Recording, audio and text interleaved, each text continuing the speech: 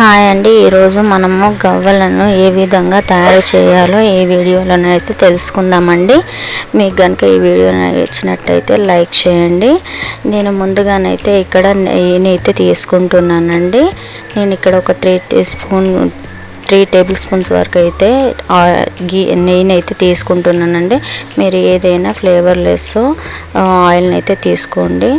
నేను ఇక్కడ 3 కప్పుల వరకు అయితే మైదా పిండిని అయితే తీసుకుంటున్నానండి. దీన్ని నీట్గా జల్లించుకున్నాక దీంట్లోకి అయితే పావు టీ స్పూన్ వరకు అయితే వంట సోడా వేస్తున్నానండి. కొంచెం చిటికెడంతా సాల్ట్ని అయితే వేస్తున్నానండి. వీటిలోకి దీన్నంతా కూడా పిండిలోకి బాగా కలిసే విధంగా కలుపుకున్నాక మనం ఏదైతే కాచి పెట్టుకున్నామో ఆ ఆయిల్ అయితే ఇందులోకి వేసుకొని మంచిగా ఉండలు లేకుండా మంచిగా కలుపుకోవాలండి. ఇలా కలుపుకున్న దాంట్లోకి మనము కొద్దిగా వాటర్ వేసుకుంటూ ఒక చపాతీ ముద్దలాగానైతే చేసుకోవాలండి. మరీ గట్టిగా కాకుండా మరీ సాఫ్ట్గా కాకుండా నార్మల్ మీడియంగా మనమైతే పూరీ పిండికి కలుపుకున్న విధంగానైతే చపాతీ ముద్దను ఇలా కలిపి 10 నిమిషాల వరకు పక్కకు పెట్టుకోవాలండి. దీని మీదనైతే ఒక తడి టవల్నైతే కప్పి ఉంచుకోవాలండి. ఇలా 10 నిమిషాల తర్వాతకి నేనైతే మళ్ళీ చపాతీ పిండినైతే ముద్దలన్నిటిని కూడా మంచిగా కలుపుకొని చిన్న ఉండలుగా చేసుకొని అయితే పెడుతున్నాను. సో ఇలా ఉండలు చేసుకోవడం చాలా టైం పడుతుంది కాబట్టి నేనైతే ఇక్కడ ఒక రోల్ లాగా చేసుకొని దాంట్లో నుంచి ఒక పార్ట్ని అయితే తీసుకొని ఇలా చిన్న ముక్కలుగా చేసుకున్నాను. ఇలా చేసుకున్న ముక్కలన్నింటినీ కూడా గవ్వల చెక్క మీద పెట్టి గవ్వలుగా చేసుకుంటున్నాను. మీరు గవ్వలు మనకు చెక్కకు అతికినట్టు అనిపిస్తే కొద్దిగా ఆయిల్ కానీ లేదంటే కొంచెం పిండి కానీ వేసి మనము గవ్వలన్నిటినీ చేసుకోవాలండి. మిగిలిన పిండి అన్నిటినీ కూడా ఇదే విధంగా గవ్వలను చేసుకొని పక్కన పెట్టుకోవాలి. మధ్యలో కొంచెం పిండిని చల్లుకుంటూ చేసుకుంటే గవ్వలు అనేది నీట్గా ఈ విధంగా చక్కగా వస్తాయండి. సో ఇప్పుడైతే మనము డీప్ ఫ్రై కోసం అయితే ఆయిల్ని అయితే పెట్టుకుందామండి. నేను ఇక్కడ కొద్దిపాటి గవ్వలే కాబట్టి కొంచెం ఆయిల్ తీసుకుంటున్నాను. మీరు ఎక్కువ మోతాదులో చేసేది ఉంటే ఎక్కువగా ఆయిల్ యూస్ చేయండి. నేను ఇక్కడైతే ఆయిల్ నార్మల్ హీట్ అయ్యాక ఇందులోకి అయితే గవ్వలను అయితే యాడ్ చేస్తున్నానని మీరు ఇక్కడ చూడొచ్చు. ఏమంతా హీట్గా లేదు, నార్మల్ మీడియం హీట్లో ఉండగానే దీంట్లోకి గవ్వలను అయితే వేస్తున్నాను.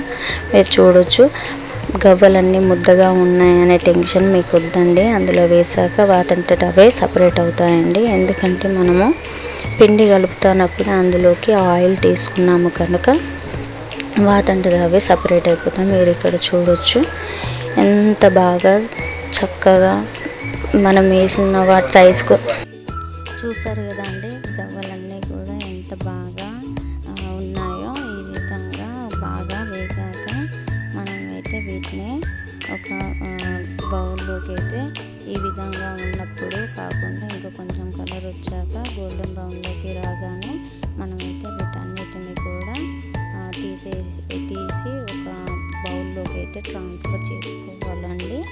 ఇలానైతే చేశాక ఫస్ట్ మనం ఏదైతే బ్యాచ్ చేసామో ఆ బ్యాచ్లో నేను అది ఎలా విడిపోయాయో చూపించలేదు కదండి. సో అందుకని నేను మిగతా బ్యాచ్ని కూడా అదే విధంగా ముద్దలాగా వేస్తున్నాను. మీరు ఇక్కడ చూడొచ్చు, నేను వాటిని ఏమీ కూడా చేయలేదు.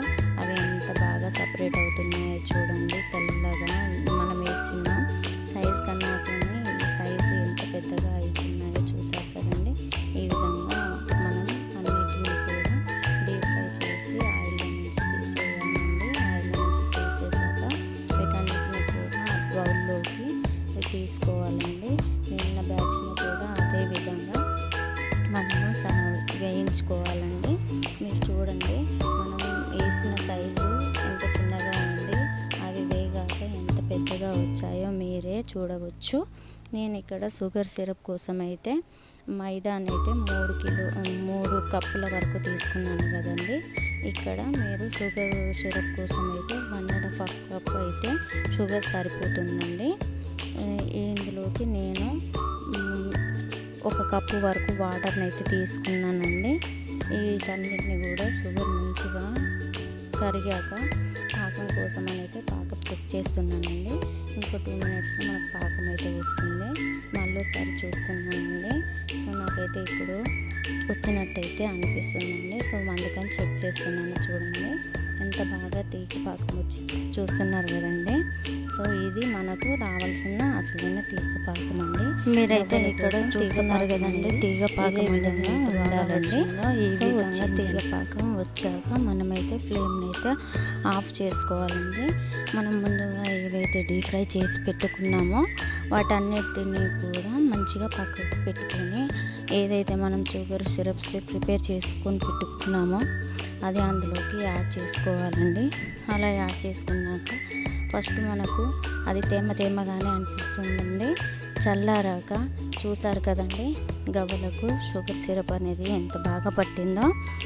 ఈ విధంగా పైన ప్రతి ఒక్క గవ్వకి కూడా షుగర్ కోటింగ్ అనేది మంచిగా ఉంటుందండి, కనిపిస్తుందండి. చూడండి బాగా తెల్లగా అక్కడక్కడ షుగర్ సిరప్ అనేది ఏ విధంగా బెచ్చలుగా ఉందో ఆ విధంగా ఉన్నప్పుడు మనకు గవ్వలు అనేది రెడీ అయినట్టండి. మీరు చూడొచ్చు నా చేతికి కొంచెం కూడా షుగర్ అనేది అంటుకోలేదండి.